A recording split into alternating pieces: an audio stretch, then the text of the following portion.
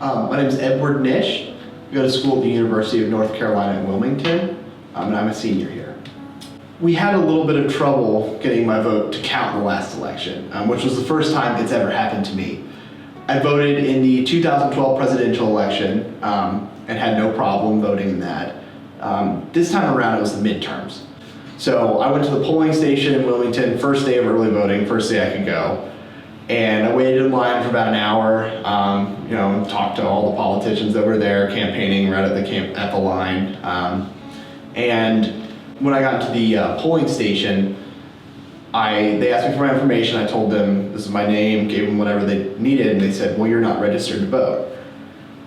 And I said, "That's interesting, because I did register to vote. I've been registered for months now. I got it all taken care of." They said, "Well, we can't find you in our system."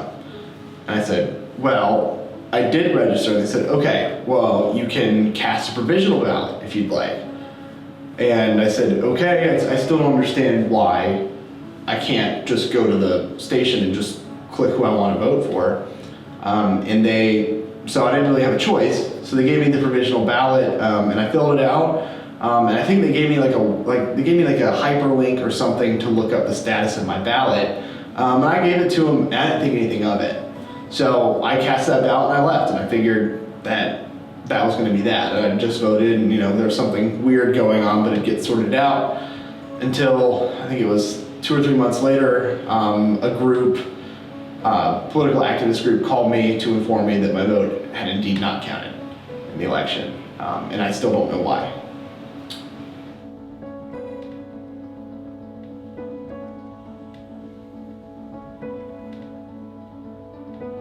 I hadn't even thought of that. I didn't think same-day registration. I didn't even realize they took that away, which that makes me pretty angry because my vote should have counted. I mean, it really should have, and until it was made clear to me that I could have just registered and then voted on that same day without having to cast a provisional ballot, because I'm not a provisional citizen. I am a citizen, and I can definitively prove that I am allowed to vote. I was approaching this from the standpoint of, okay, well, maybe the electoral system just isn't working that well and it needs improvement. Well, they took away same-day registration. It's not that this needs improvements, they've taken it back. You've actually taken away from the integrity of the electoral process doing that.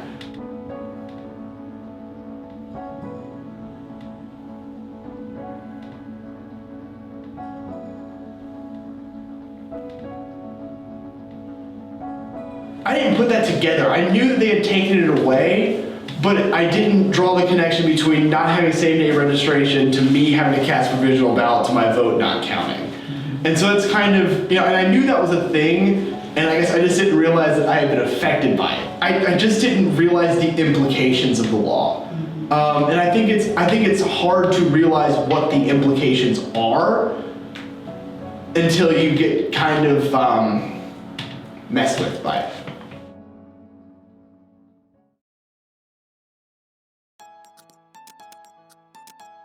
The only advice that I could give or would like to give is to just stay informed and to stay active, because a no vote means it just doesn't count. So it's important to have your voice heard, I think.